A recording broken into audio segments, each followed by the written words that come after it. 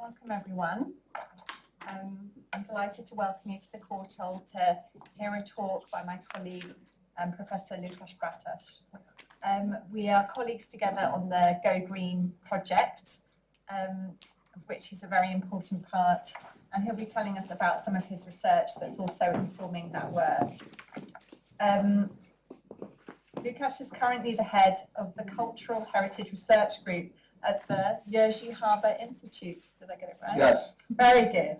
And his work focused on the environmentally induced degradation of cultural heritage materials, and then risk assessment and design of sustainable methods of collections care.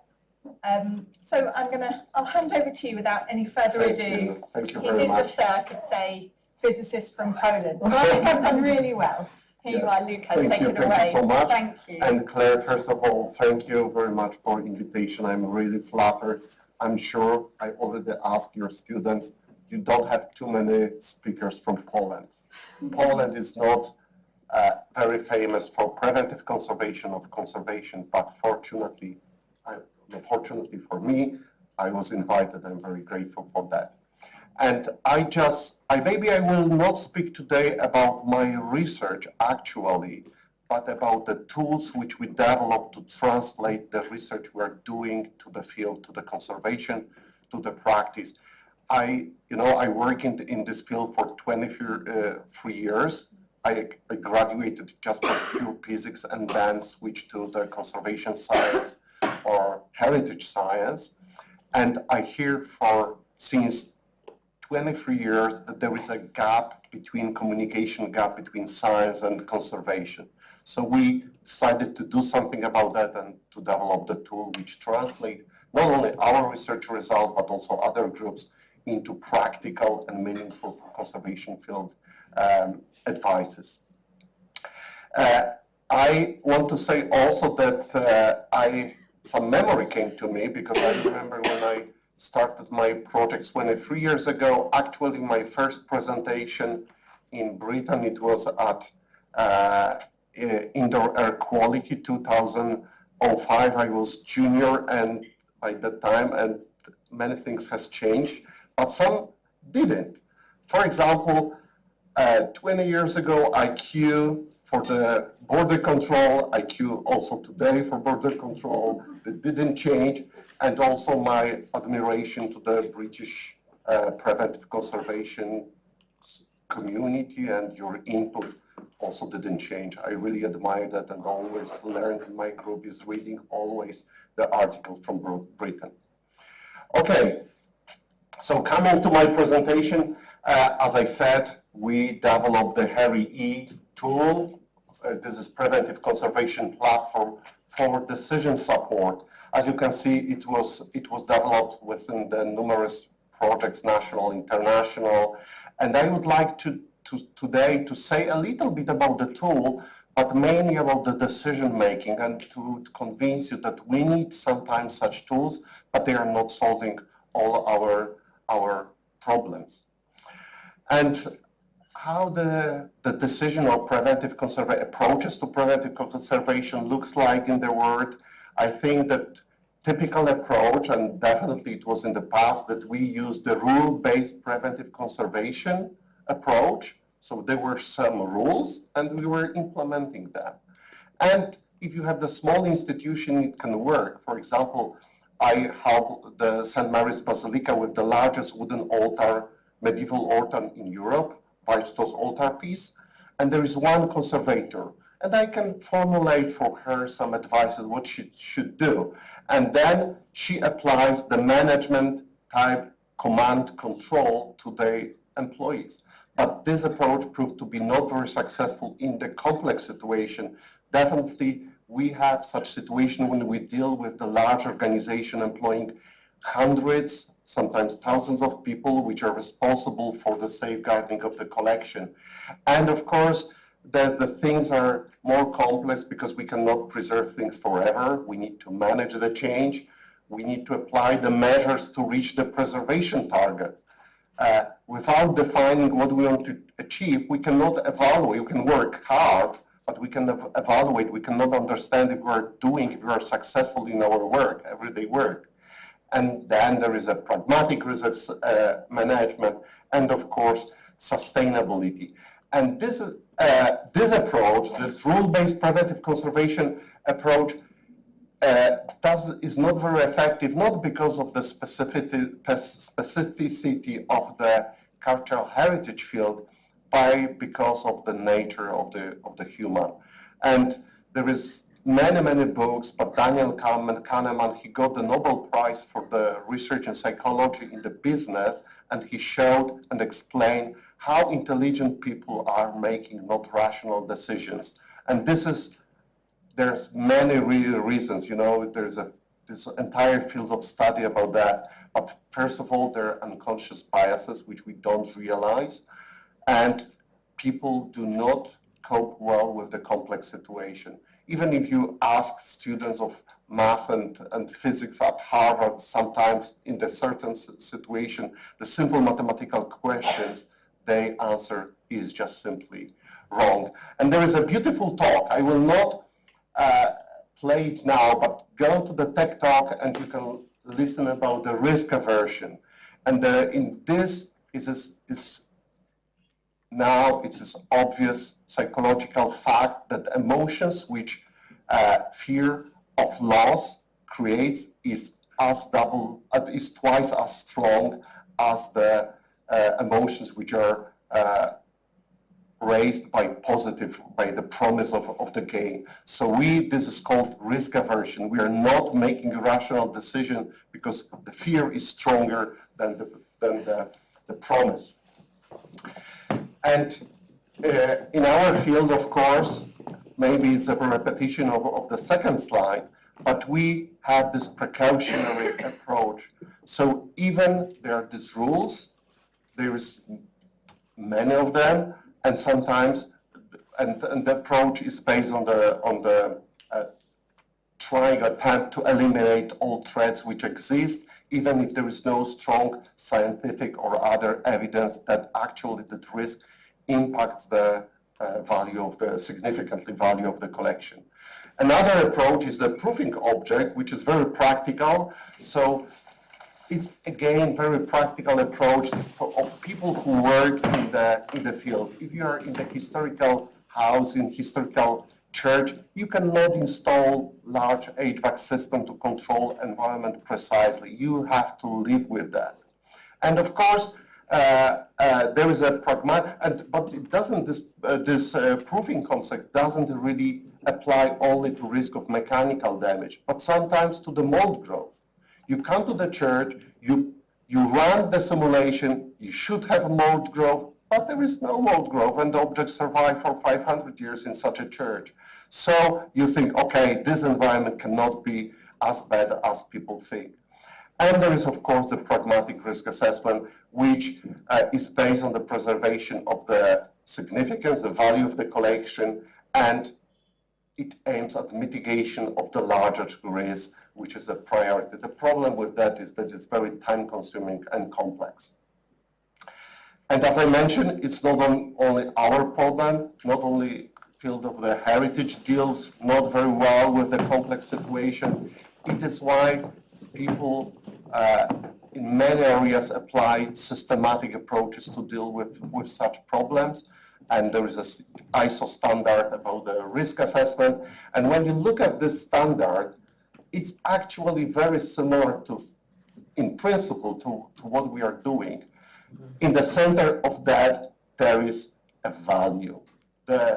Each risk management aims at or preserving the value or preserving ability to create the value.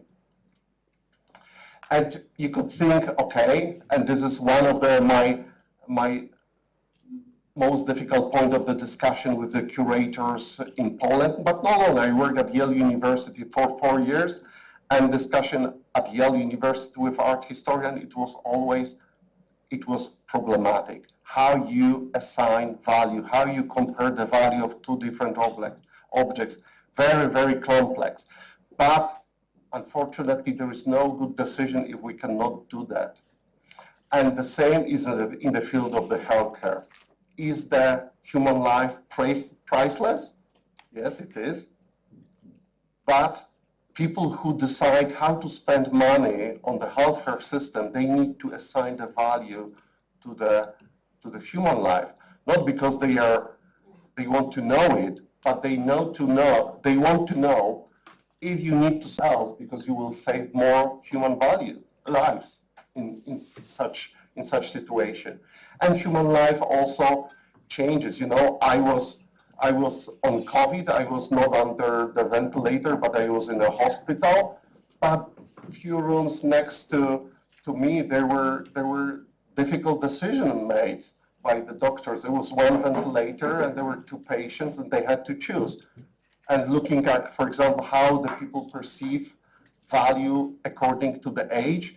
Of course, someone who was over 62 didn't get the ventilator, but someone who was 35. This is difficult, but to make most optimal decision, we need to know that. And in the health system, how the decision is made, they are looking at so-called quality adjusted life year. On this graph, you can see on the y-axis you have the scale of the health, perfect health, death, and here you have the time. So if there is some health problem, without intervention, the health decays and at the end there is a death. If you made an intervention, you increase not only the lifetime, but also the quality of lifetime. And the area on this curve is called this quality adjusted life years, which is the decisive parameters in the healthcare. But you can imagine a different situation that you are deciding to make an intervention. For example, someone is, sorry, this is naive, but someone is ill, has cancer, and you cut out the leg and you extend the lifetime, but you decrease the quality of life. And decision is made about using the area, which you can see here.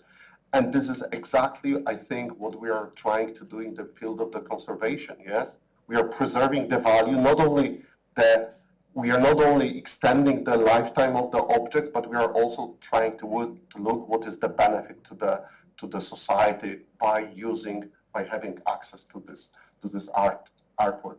And of course, the risk assessment and the risk management enter the field of the cultural heritage, and there are several publications, as you can see here, with the Jonathan Ashley Smith fundamental book. But for me, the critical year was 2025 when Robert Waller and Stefan Michalski, they presented the formal way how it should be applied to the cultural heritage. So when we are looking at the collection management, again, we have in the center of our collection, we have the meaning, the value, meaning, and significance. But as I mentioned, this is the most important part. And I don't know how it is in Britain. I know that English heritage has the value categorization. In Poland, none of the museums or institution has any kind of the values category for the works of art or for the collection. But when you look around the value, we have the three main pillars of the collection management, which is the preservation. So what we are trying to do is to minimize the loss of value, but we also develop the collection not only by new acquisition, but also by research. We are doing research because we increase the value in such a way. We increase in this way the value of the collection. And of course, there is a use, so the value usage. And in each of this area, the critical is access to the collection. So when I look at the conservation, I'm not theoretician in conservation, but when I look at the definition of ICOMCC, this is safeguarding tangible cultural heritage while ensuring its accessibility to present and future generation. For me, conservation is access, is also about the access, but just deferred. And again, repeating, or I'm having this experience from US, but also from Poland. Sometimes there is conflict between curators and conservators, because curators want to give the access, and they are saying that you are keeping the objects in the storage in dark rooms. It's not about the preservation, it's about to whom we are giving the access. And I think the conservation is about the access, it's not about the actually preservation. But the question is, of course, for how long? This is another important question. And we know, and there is more and more results. And I think Britain introduced for the first time the term management of change. We know that objects die the same as people, and we can only manage this change.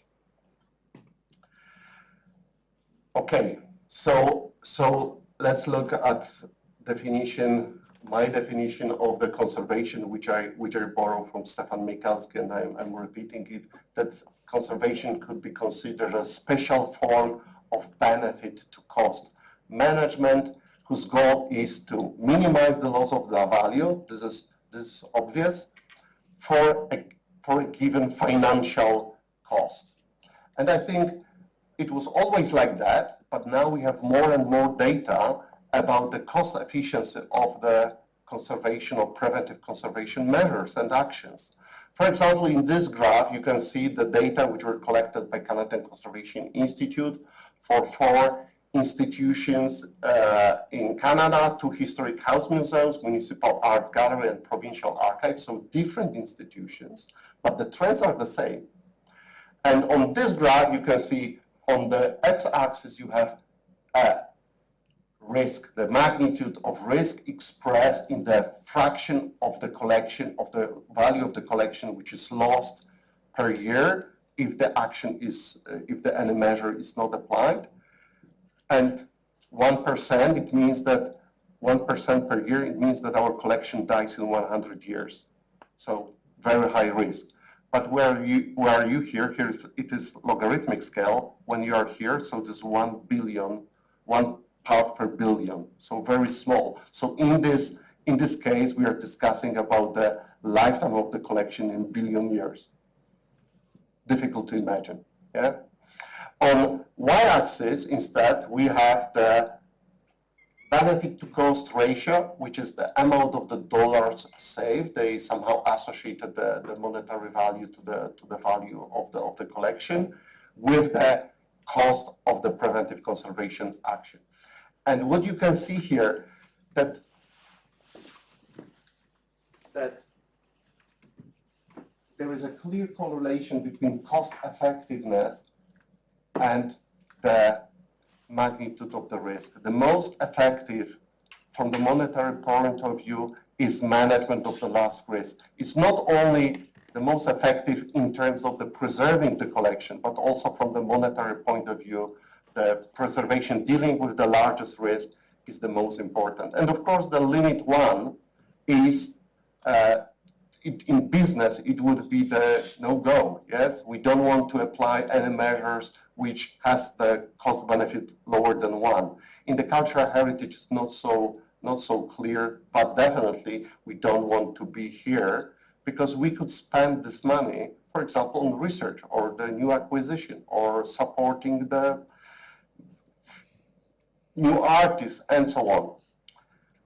All my research on the risk of mechanical damage and strict climate control shows that, okay, the climate can cause some damage, but applying the stringent climate control using the HVAC system is very cost ineffective.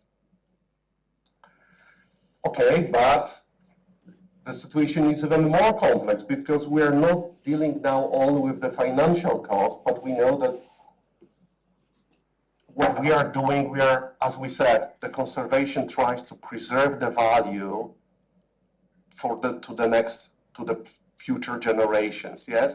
And we cannot forget about other needs of the young people, not only related to art or to cultural heritage values, but they have other also the needs.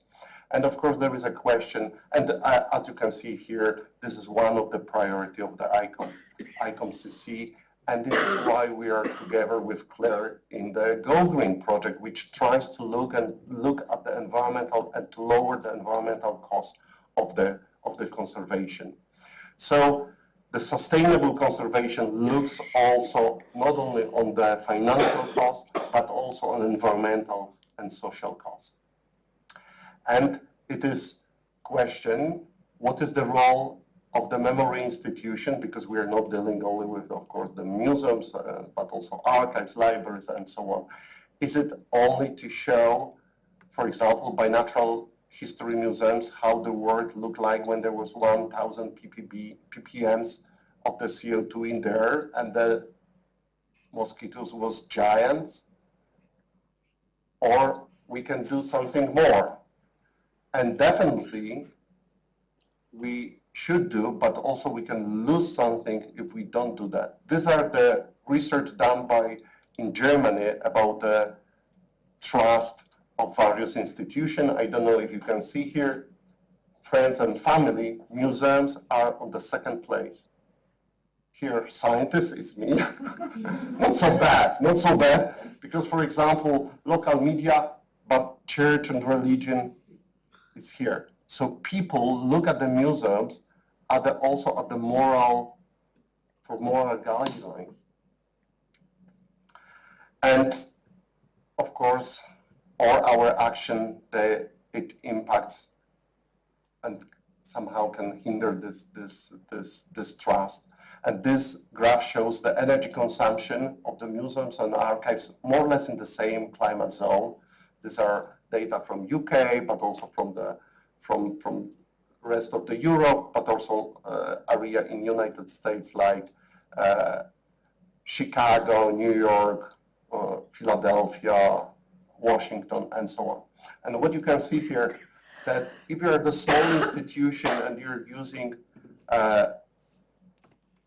local dehumidifiers or humidifiers, you're using not so much energy. When you are a rich institution, I will not mention which institutions are those, but one of the richest, they don't care. And sometimes they are sponsored also by fossil fuel companies. So there is something that we can lose, which also we need to think about and look at that. And if you are one of those institutions, don't be surprised that some young people will glue themselves to the wall. It will happen. It will.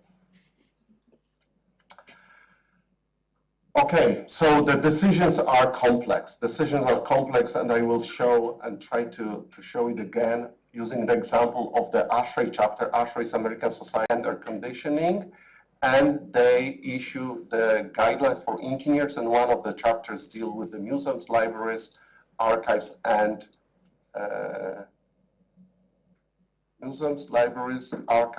galleries. And as you can see here, this is the flow when you design the workflow when you design the HVAC system. So you need to understand the context, overview, and so on and so on. And there are people who are involved in the decision. For example, director, curatorial, as a lab, collection, facility managers, external experts, and so on. Very complex structure.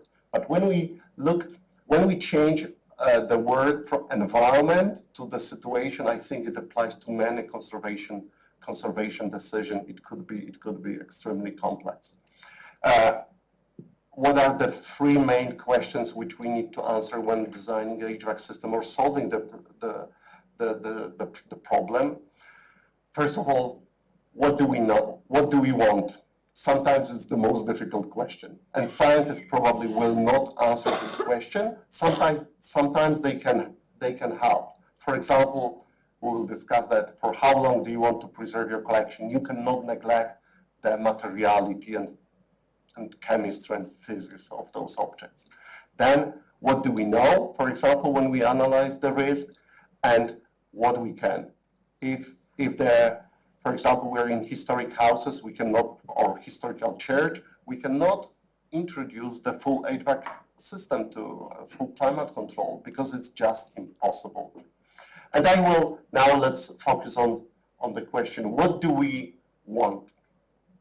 Let's make a case one. This is the British Film Institute, and for how long, the question is, for how long would you like to preserve cellulose acetate fields?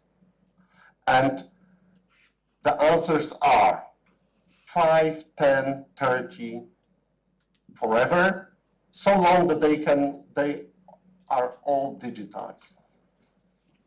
And please go, use your cell phone and answer this survey. Select your option. There is a free online survey, which is up to 50 participants, and it's for free, and you can collect the information, what people think. And I'm using it because people think very various things. And even if I talk to the homogeneous group of people, frequently I get very diverse results. Okay? So I'm going now to my, for how long? And we have how many responses? 30. Do you want to see them?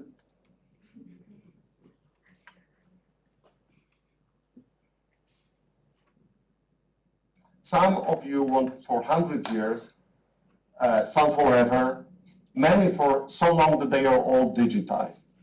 Yes, but you can see it's very big difference between 100 years and forever, yeah?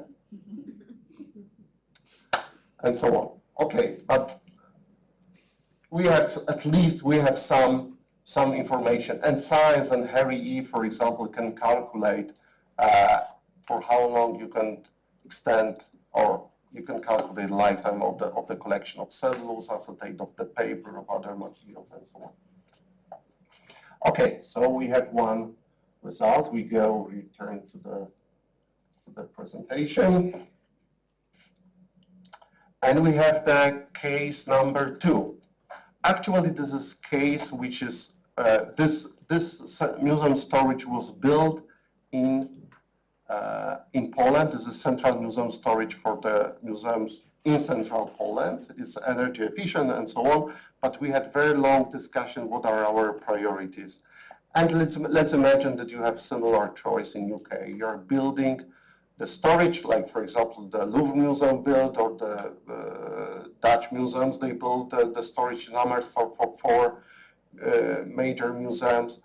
And the question is, what is your, and you have generation, or it's important for you that you create a green image of the BFI, and it allows you to apply for money, and of course you have the better press and so on.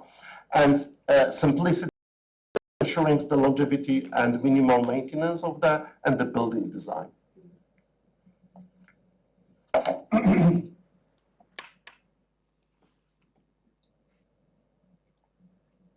Oh, Claire, should I return? I've done it. Done it? Okay. Decision hierarchy, and 15 responses only compared to 30. Okay, okie doke. 20.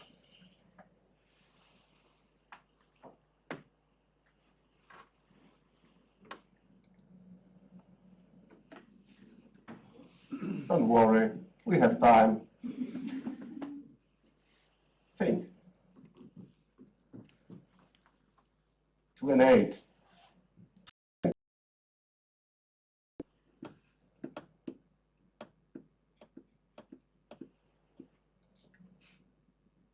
Okay, let's go and see the results.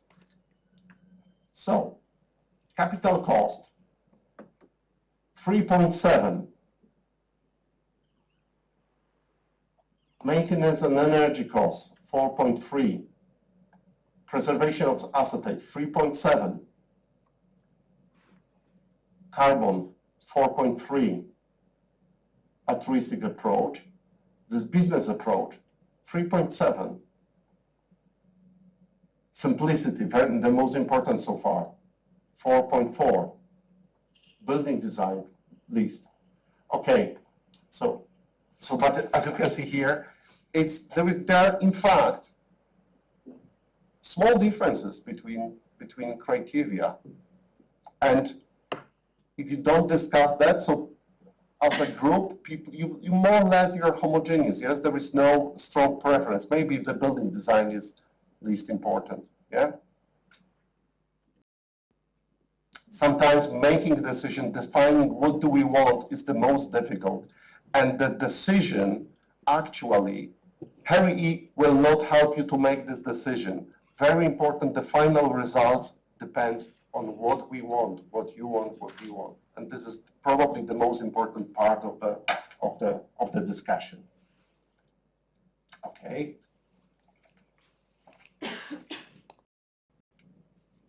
And the next question, if we decided what do we want, then of course we need to understand what do we know. And sometimes it's important also to understand what we don't know and we don't understand. And when you look at this scheme, at least in 3 areas, you need to crunch numbers and crunch data. You need some certain data analysis, and this is sometimes could be difficult part for many conservators, even for scientists. You know, I worked in this field 23 years ago, and when after my PhD, my boss, new boss, he told me, okay, we have such a problem. There is a wooden panel. On top of it, there is a paint layer, and this paint layer cracks. And I said, easy. In half a year, it's done. I'm working on it 20 years. This is what happens. Okay, so identification and quantitative assessment of the risk, the most important risk leading to the loss of the collection value is that it conditions effective development of the effective preservation strategy. Without doing that, it's quite difficult. And let's make another case and another survey. You have situation. This is the Renaissance building, which belongs to the National Museum in Krakow. On the first floor, there is a big painting gallery. There is around 300 canvas paintings in the gallery. And the question is, as you will see here, as you will see in the survey, sorry, I don't have the slide, but the question is, what is, in your opinion, risk caused by the environmental variation which exists in this gallery between 35 and 65%? And the question is, how many objects do you think will be damaged in their time perspective of 50 years? And then what would be the loss of the value of those paintings? And then the next question would be related to the failure of the HVAC system or outage of energy, and the museum is uncontrolled and relative humidity drops to 20%.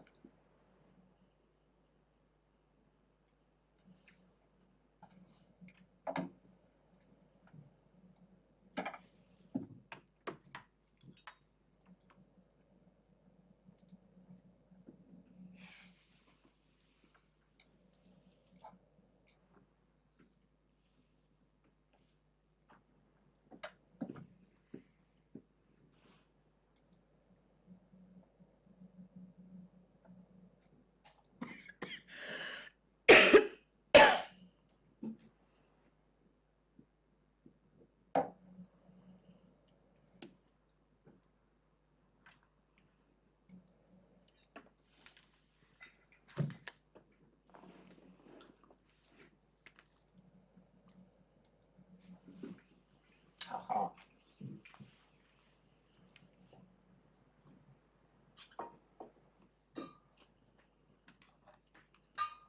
Okay, let's go. Tension, tension. Oh, alive. Yes? you have very different opinions. Some of you think that all of them would be damaged, and some of you think none of them will be damaged. Oh, I love these surveys because it shows that we don't have the common opinion. We need to talk. Okay? And what would be loss of the value from negligible, negligible, almost impossible to notice, to 30%. And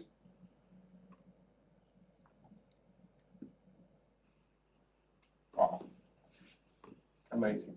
So between this and this, you know, there is few orders of magnitude.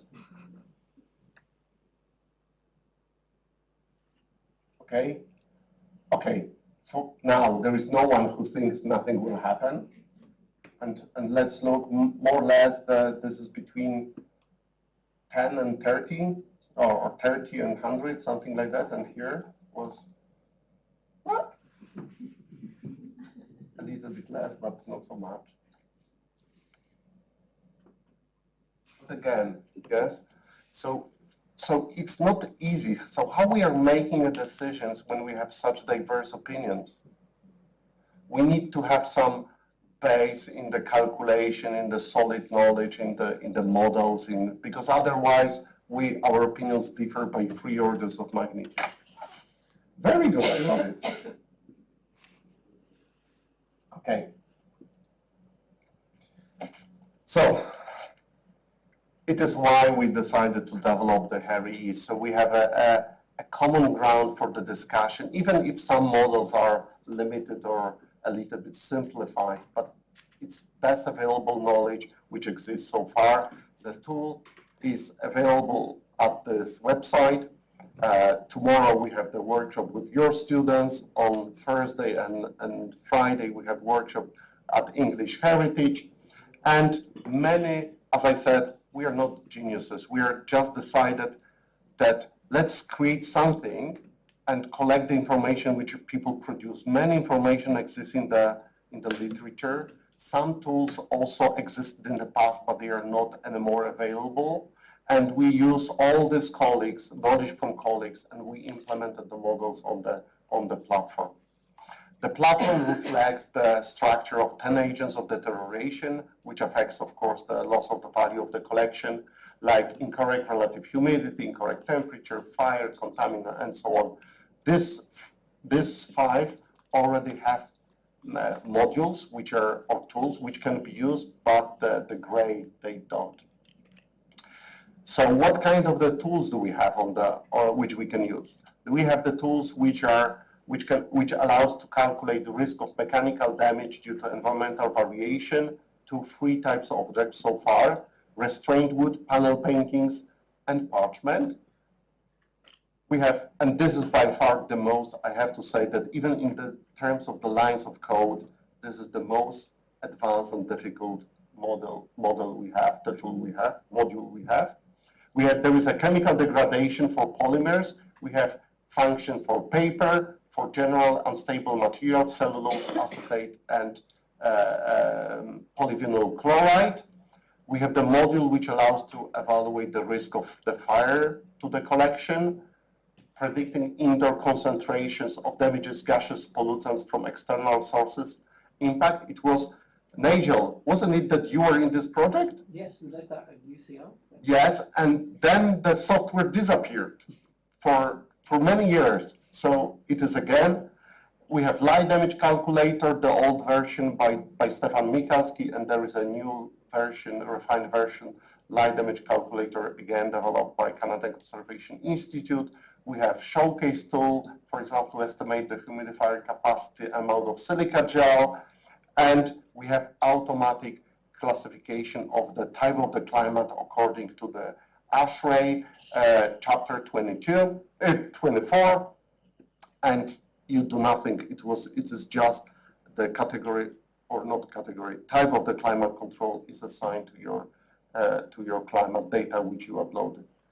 And shortly, within the Go Green project, we need to develop the full finite element modeling of risk of mechanical damage to the massive wooden objects like polychromy to the canvas paintings and to the panel paintings, and there will be tool also to visualize damage. So far, there is only the number which tells you, okay, damage is, or the risk is between 0 and 1, and the risk is, for example, 0 or half or 1 or whatever. It's numbers, so it's very difficult to interpret. There will be metal corrosion from David Pickett. There will be soiling of objects, so deposition of the particles, and we also plan to develop the training modules because, of course, it's very pleasant to meet all of you, but traveling all over the world is also unsustainable, also produces the carbon footprint.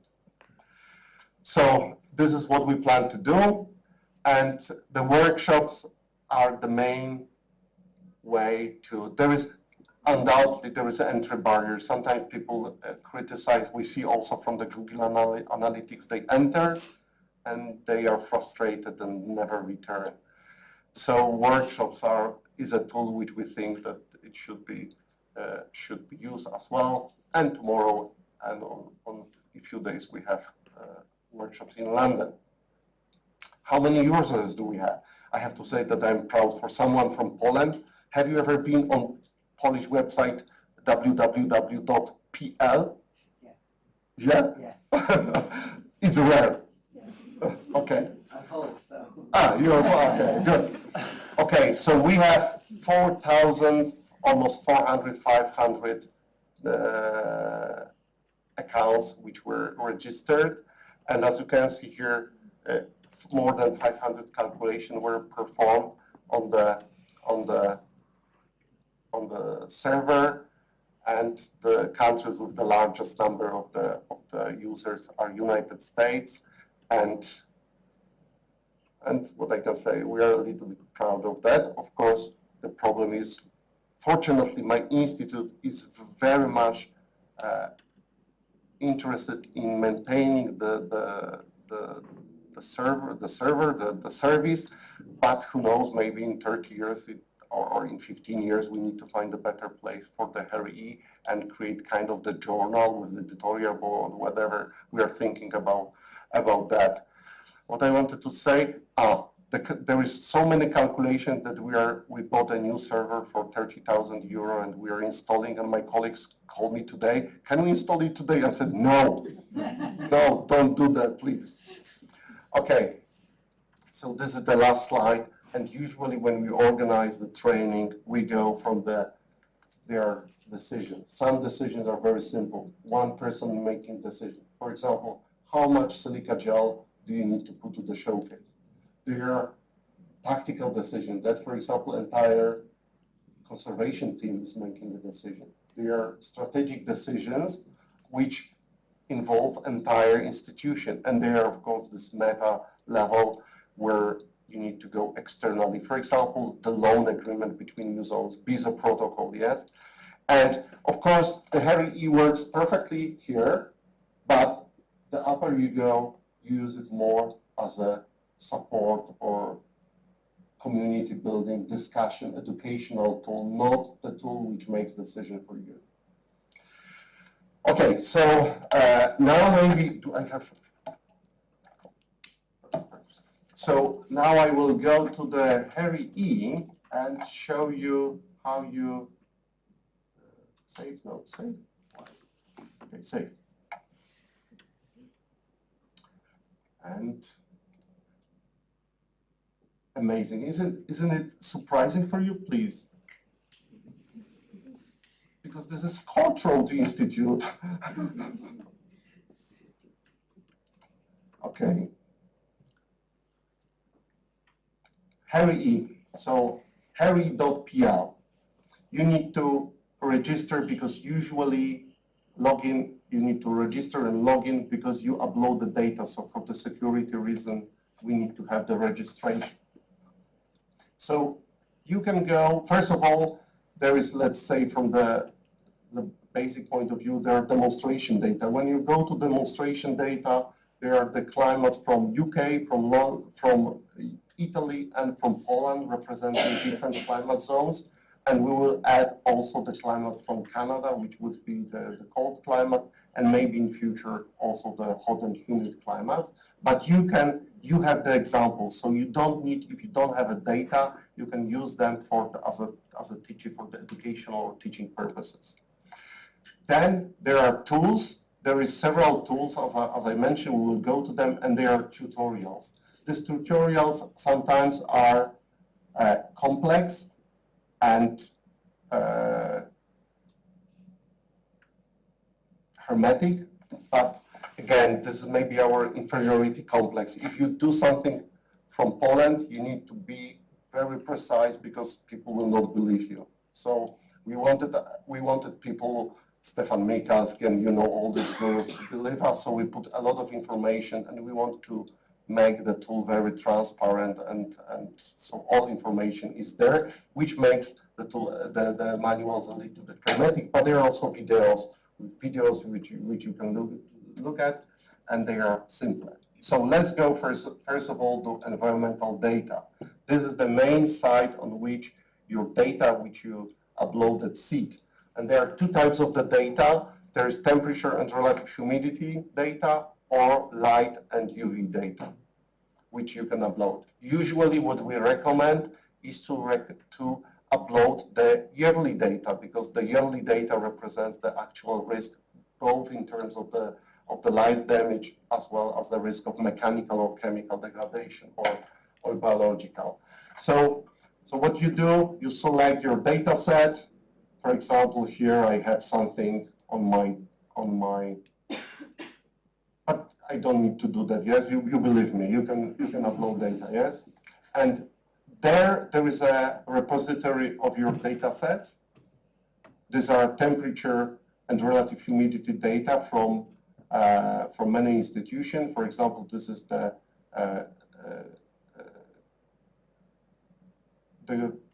room with the Memling at the National Museum in Gdańsk. This is Victoria and Albert Museum, 11 years. This is some museum in Poland. So very simple thing. What you can do, you can plot them. You can plot. And this, for example, was failure of the HVAC system in the National Museum in Krakow. And this really happens. I think that the largest risks are not due to the typical variation, but because due to the failures of the HVAC system. You have also the light intensity data. These are the data from the Yale Center for British Art, and tomorrow we will work with the students on analysis of this data and calculating the light damage which is created. But as you can see here, the light intensity in this building are quite large. So these are yearly data, and you can see here 800 lux, and below the internet, and below immediately the light dose is calculated. So you just upload data, and the light dose, which is the main parameters which you use for evaluation of the light damage, is calculated. Okay, and at the bottom you have, so light data, and at the bottom you have the risk to the collection, and this is calculated automatically. You have average temperature, relative humidity, this is easy, and type of the climate control according to the ASHRAE. And unfortunately, ASHRAE, as it is specified, is ambiguous and imprecise and uses terms which are difficult, for example, to interpret. For example, temperature rather below 25. What does it mean rather? Or usually below 25.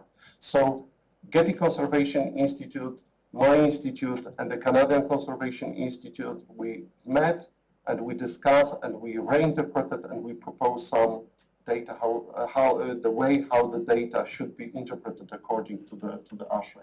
So you can see here that immediately the category is assigned. Not immediately, you need 1 or 2 minutes. You also have the risk of mechanical damage to 3 types of the object. tin panel, which responds quickly to humidity variation. This is the tin oak panel, and there is, I will show you, but there is 4 types of the wood which we are using for calculation, and we are using oak because oak is the most produces the largest risk to the paint layer because it's just strong. So it produces the force which pulls the paint layer and cause cracking. 40 millimeter, on one hand, is safer because it has much longer response time, so it doesn't respond to the short variation, but on the other hand, produces much larger force which tensions the paint layer. And you have here the 20 millimeter restrained wooden panel, which we represented as a typical case for representation of furniture. We have chemical degradation, which is expressed as a relative lifetime of unstable paper, which means that it means that it corresponds to the condition 20 Celsius degrees and 50% of relative humidity. When it's lower, it means that its lifetime is shortened comparing to those conditions. When it's larger, is larger. And finally, we have a risk of the mold growth calculated using the formula which is proposed in the ASHRAE chapter, but again reinterpreted with the WFI program. So when you upload your data, you don't need to do anything, and you can go just to, for example, to the report, and in the report you have all information about the various risks and criteria, and the criteria in green, when they are in green, it means that they are met. If they are in red, it means that the criterion is not met.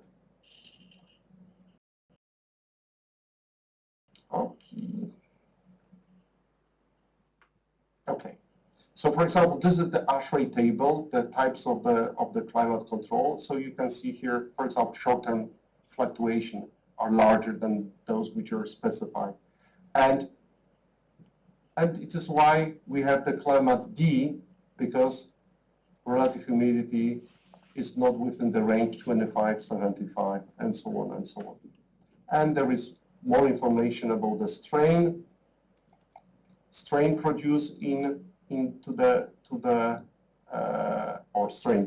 the risk of mechanical damage to the 3 types of the objects, and the graphs are present here. We have to the restrained wood, temperature, relative humidity, seasonal cycles of temperature and relative humidity calculated according to the ASHRAE, short-term variation, and everything is also on the, oops, it's not here, sorry, on this chart, but maybe it is out because of the computer, because, sorry, it depends on the library. And you can download the graph as a PDF. And many institutions, they just print and put to the file, so they have the climate evaluated in such a way.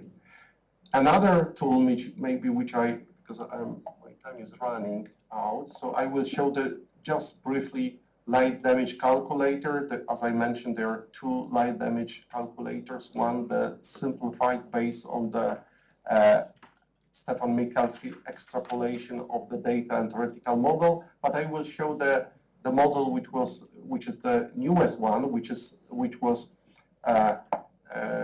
developed for the database for the 108 dyes used by the textile industry in 19th century and at the beginning of 20th century. And you can proceed to the calculation, and you can decide, for example, if you select this data, so we will see what this light intensity data would produce, what kind of or type of extent of damage would produce into selected dye. So this is the large module, so it goes slowly a little bit.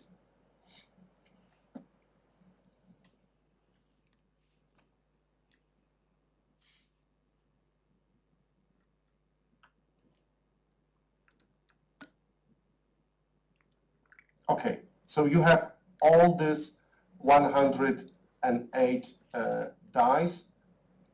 I always select chrysoline, I don't know why, but you can look, for example, into the website of the Canadian archives, and there is a book, there is a catalog from which, actually, not actually from this, but from the same book, the paint, the pigment was taken, the sample was taken and then investigated by Eric Hagen. So you have the full information about the material which was tested. And there is, I know that Diego Tamburini from the British Museum, he's saying that the actually names, the trade names which they use, they do not correspond to the purity of the, or chemical, in chemical terms, so it's some mixture, but this is what we tested, what Eric Hagen tested. It's actually the dye which was produced by the companies and used for dyeing. It's not purely crinoline, as you can see here, but it's some mixture. So you need to be careful with the interpretation. But this is the information what we have. So the light damage depends, of course, on the prior damage. And you can change, for example, from 300, how many hours a day, for example, 6 hours a day, every day in the year now, maybe 6. And we are looking at the color change in 100 years. So when you are here, so this color change is based on the data uploaded, and this one is based on the preselected values which you have here. And the data are compared to the ISO standard, the gray standard of blue wool, from calculator, for example, or from the data uploaded. And you can see here that there is more spectroscopic data or spectra and so on. And this curve I'm frequently showing because this is a good example that sometimes you need to measure the full color change curve to know how the material changes, because the microphotometry might cheat you. So for example, if you would measure at the beginning, microphotometry is here, it would show you that there is a very, very high sensitivity, whereas in reality it's much lower sensitivity. So it's frequent case that microphotometry overestimates risk due to the light. Thank you very much. I think my time is over.